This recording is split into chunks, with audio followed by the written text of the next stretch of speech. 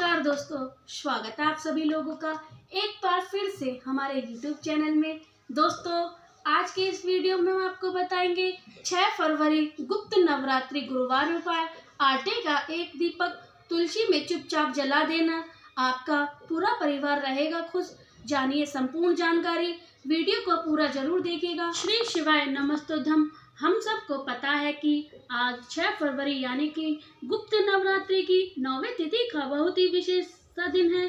साथ ही साथ आज गुरुवार का दिन आप सभी लोगों को अपने घर पर आटे का एक दीपक तुलसी के सामने चुपचाप लगाना होगा, जिससे आपके घर में कभी भी कोई प्रॉब्लम नहीं आएगी और भोले शंकर की कृपा से माँ की कृपा आपके ऊपर, परिवार के ऊपर हमेशा बनी रहेगी।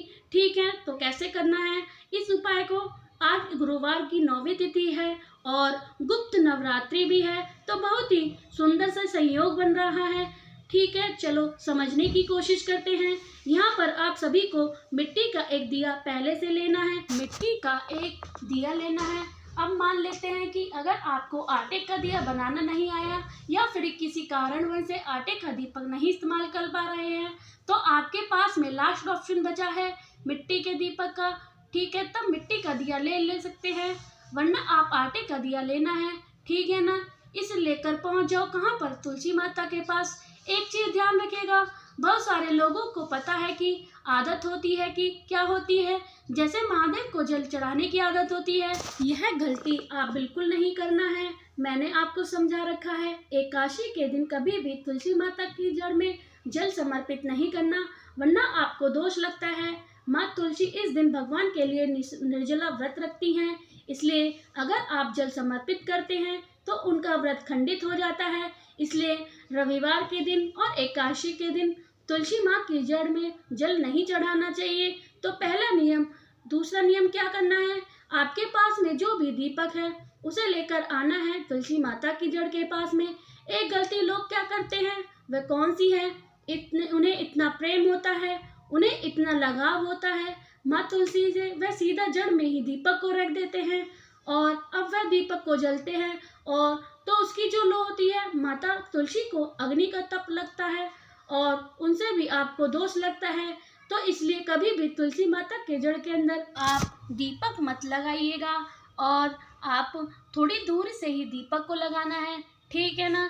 अब दीपक आपने रख दिया, गुरुवार का दिन है, तो आप सभी लोगों को नीचे क्या रखना है, थोड़ा सा आपको जो हल्दी होती है, एक चुटकी बस हल्दी रख देना है। अब एक चीज आपको और बता रही हूँ, भले ही तुलसी माता, लेकिन उनके सामने हमेशा कौन सी बत्ती लगानी है? गोल बत्ती का दिया लगाना है। आप क्या करेंगे? गोल बत्ती का दिया लगाएंगे। जब आप इस दीपक को प्रज्वलित कर रहे हैं तो कौन सा मंत्र बोल कर जलाओगे? ओम नमो भगवते वासुदेवाय नमः। फिर से रिपीट कर रही हूँ, ओम नमो भगवते वासुदेवाय नमः। इस मंत्र का स्मरण करके दीपक को जला देना है। अब आपके पास में थोड़ा सा और होना चाहिए, मतलब हल्दी पिसी वाली। आप अपने परिवार का नाम और गोत्र बोल करके एक चुटकी हल्दी जलते हुए दीपक के अंदर अगर आप डाल देंगे तो इसमें माँ तुलसी की कृपा आपके घर के ऊपर, परिवार के ऊपर हमेशा बनी रहेगी। एक छोटी सी बात आपको फिर से बता रही हूँ, जिन लोगों के घर में माँ तुलसी का पौधा होता है वह हरा भरा होता है, उनके घर में दुनिया की कोई भी नज़र, कोई भी व्यक्ति की, कोई इंसान की नहीं लगती है। तो कोशिश करिएगा कि तुलसी माता का जो पौधा है वह कभी सूखना ना पाए आपके घर में। ठीक है ना? सूख जाता है तो उसे दोबारा लगा लो। अब आ गई बात समझ में? तो चलो, पहला उपाय समझ में आ गया होगा। आगे बढ़ते हैं। आज इस गुरुवार के दिन अपने ही घर में करने वाले इस उपाय को कर सकते हैं और इस उपाय को करने के जो बेनिफिट होने वाले हैं, आपको वह रोग बीमारी या फिर आप कह सकते हैं रोग मुक्ति के लिए, यह मान लीजिए कि आपके घर में कोई ऐसा इंसान है जिसे दिन की शुरुआत ही दवाई खा के होती है, मेडिसिन खा के होती है, तो आप इस उपाय को करिएगा। 41 दाने आपको चने के लेने हैं। ठीक है ना? 41 दाने। साथ ही साथ एक चीज और लेनी है, वह चीज होगी शहद। मात्र बहुत ज्यादा मत लीजिएगा, थोड़ा सा शहद लेना है। ठीक है ना? इसे लेकर पहुंच जाइए महादेव के शिवलिंग के पास। फेस रखिएगा उत्तर दिशा। सबसे पहला काम करना है, यहाँ पर आपको 2 लोटा जल लेना है। मेरी बात समझो। सबसे पहले जब आप अपने घर पे से महादेव का शिवलिंग वहाँ पर पहुँचोगे तो 1 लोटा पहले जल चढ़ा दो। मेरी बातें समझ में आ रही हैं?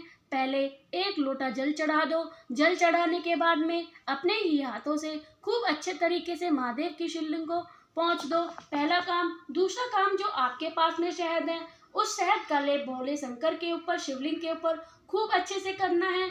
जितना अच्छे से कर सकते हो उतने अच्छे से लेप करना है।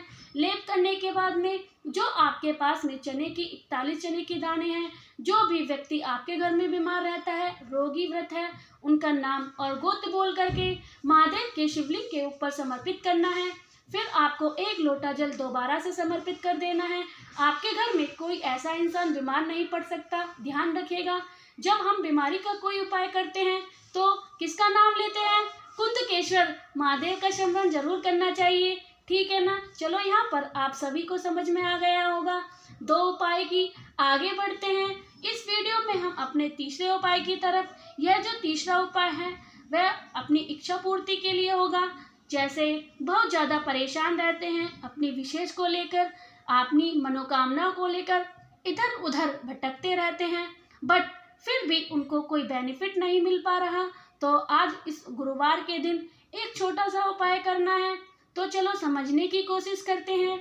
सबसे पहले तो यहाँ पर आपको पीला चंदन लेना है। पीला चंदन, लेकिन एक छोटा सा काम और कर देना, मैं बताना भूल गई हूँ। जल्दी से कर दीजिएगा वीडियो को लाइक, और जितने अभी तक चैनल को सब्सक्राइब नहीं किया है चैनल को ज़रूर सब्सक्राइब करिएगा, जिसे वीडियो जब भी अपलोड करूँगी तो आपको पता चल जाए। तो पीला चंदन लेना है। ध्यान रखिएगा, पीला चंदन आपको गीला लेना है, सूखा मत लेना। हल्का सा पानी डाल लें, इसको गीला कर लें, और गीला करने के बाद में आपको महादेव की सबसे प्रिय चीज़ लेनी है, और वह बेलपत्र है। यहाँ पर एक नियम समझा रहे हैं, हमें एक मंत्र का स्मरण करना है। वह कौन सा मंत्र है? गुरुवार का दिन है तो ओम नमो भगवते वासुदेवाय अपने ही घर पर उपाय करना है, बाहर जाने की आवश्यकता नहीं है। ओम नमो भगवते वासुदेवाय नमः का इस मंत्र स्मरण करेंगे।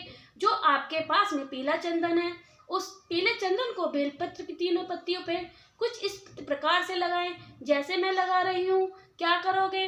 बेलपत्र की 3 पत्ती पर जैसे मैं लगा रही हूँ इसी प्रकार से आपको भी लगाने हैं, और आप लगाने के बाद में इस बेलपत्र को उठाना है।